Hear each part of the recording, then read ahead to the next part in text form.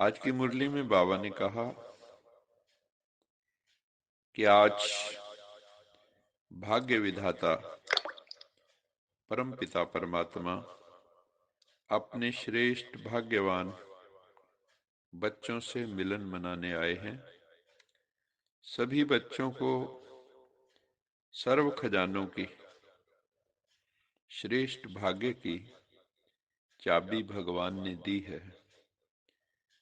सर्व खजाने कौन से हैं? ज्ञान का खजाना, गुणों का खजाना, शक्तियों का खजाना, खुशी का खजाना, श्रेष्ठ संकल्पों का खजाना, पवित्रता का खजाना, इनकी सब की चाबी भगवान ने हमें दी है। चाबी लगाने की विधि कौन सी है? दिल से शिव बाबा को जानना और मानना, जानकर उसको मानना, वैसे भाव में स्थित होना। दिल से बाबा को याद किया तो सर्व खजाने हाजरा हजूर हो जाते हैं, हाजिर हो जाते हैं। सिर्फ मुख से कहा बाबा तो वो चाबी लगती नहीं है, लेकिन दिल से बाबा को याद किया तो सर्व खजानों की चाबी लगने से सर्व खजाने मिल जाते हैं। तो आज आत्मा जितना खजाना लेना चाहे खुली दिल से ले सकती है। दाता के पास, प्रभु के पास किसी खजाने की कोई कमी नहीं है, सारी दुनिया ले सकती है। लेने वाले की हिम्मत व पुरुषार्थ पर आधार है। आपकी हिम्मत, आपका पुरुषार्थ, आपकी साधना, उस पर आधार है। वो तो दाता है। दाता एक राम, भिखारी सारी दुनिया। दाता एक राम, तो वो देने वाला है, सारी दुनिया उससे लेने वाली है। अभी तो भिखारी भी नहीं, बाबा कहता तुम मेरे बच्चे बन गए हो। भक्ति मार्ग की यात्राएं जब करते थे तो मंदिरों में खड़े खड़े जल्दी जल्दी दर्शन कराते हैं, आगे बढ़ो करते रहते हैं। लेकिन यहाँ तो बाबा को मिलने आते हो तो बड़े आराम से रहते हो।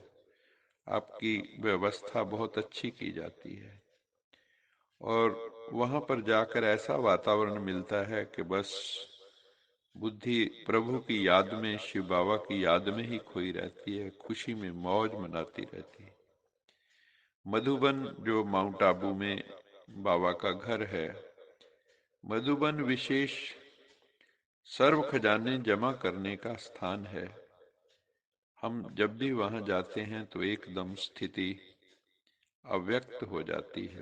अव्यक्त मतलब व्यक्त से परे, इंद्रियों से परे, इंद्रियातीत, अतीन्द्रिय स्थिति, सुप्र सेंसुअस, सारी इंद्रियों से परे स्थिति, सुप्र सेंसुअस, सुप्र कॉन्शियस।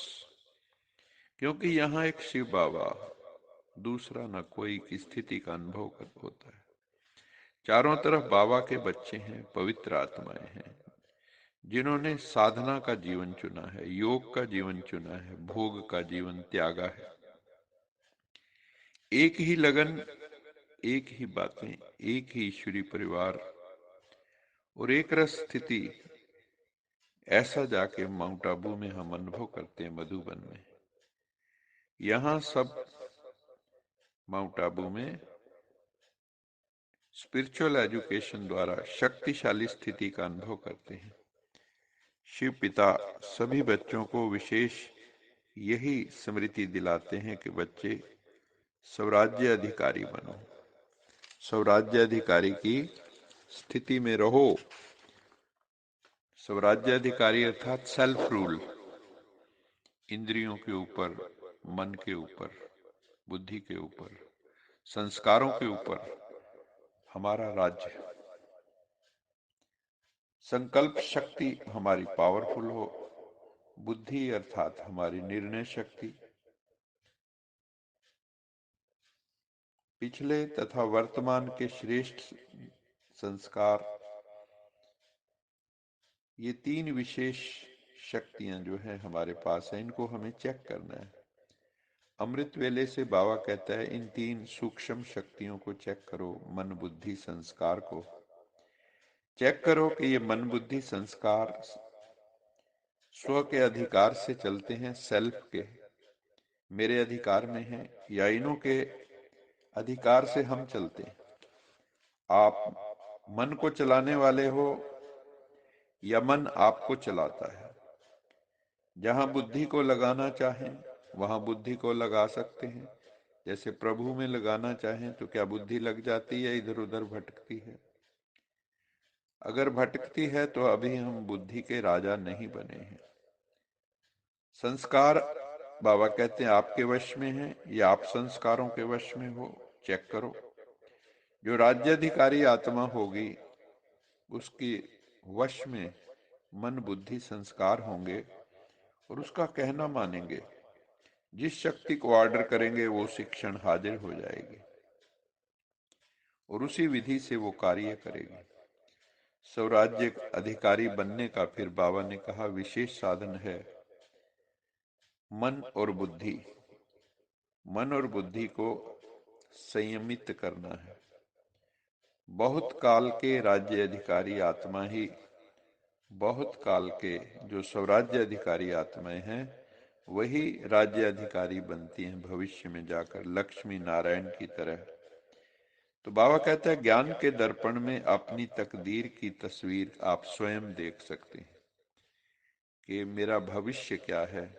जैसे जो स्टूडेंट पेपर देते हैं तो जो अच्छे स्टूडेंट होते हैं मेरिटोरियस, उनको पहले ही पता होता है मैं मेरिट में आऊंगा। और जिन्होंने कुछ नहीं किया होता उन्हें भी पता होता है कि मेरा पुरुषार्थ सारा वर्ष ठीक नहीं रहा, पेपर में ठीक परफॉर्म नहीं किया। तो हमें खुद को आईना होता है। तो बाबा कहते हैं आप भी ज्ञान के दर्पण में अपनी तकदीर की तस्वीर देख सकते हैं।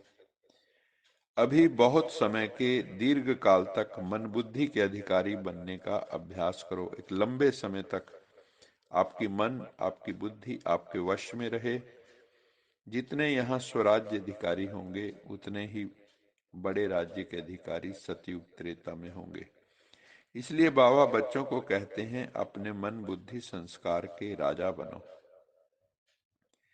जिसका स्व पर राज्य है उसके आगे अभी भी स्नेह के कारण सर्व साथी जी हजूर, हाँ जी करते रहेंगे। स्वयं अपनी कर्म इंद्रियों को आर्डर में रखो तो नेक आत्माएं हमारी सहयोगी बन जाएंगी। हमेशा क्या कहना है, जो कुछ भी होता है हम रोज रिपीट करते हैं, वह ड्रामा वह। हाय ड्रामा हाय नहीं करना है। कई लोग हाय ड्रामा, हाय ड्रामा मैंने कुछ भी हुआ हाय हाय करते हैं। बाबा कहते हैं नहीं, अब हाय हाय को वाह वाह से रिप्लेस करो। अच्छा मीठे मीठे सिकिलद बच्चों प्रति माता पिता बाप दादा का याद प्यार। Good morning. रूहानी बाप की रूहानी बच्चों को नमस्ते। हम रूहानी बच्चों की रूहानी माता पिता बाप दादा को याद प्यार, गुड मॉर्निंग और नमस्ते। सदा रहो हंसते, कहीं नहीं फंसते, बन जाओ फरिश्ते, बांध लो अपने बसते, चलो प्रभु के रास्ते। वाहिगुरु जी का खालसा वाहिगुरु जी की फतेह। बोल साचे दरबार की जय। लोका समस्ता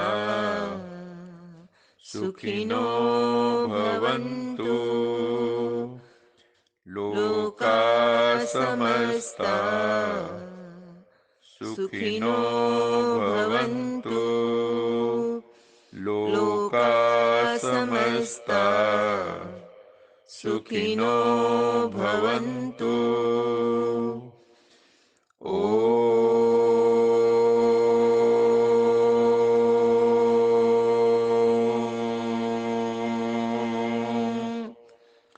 शांति।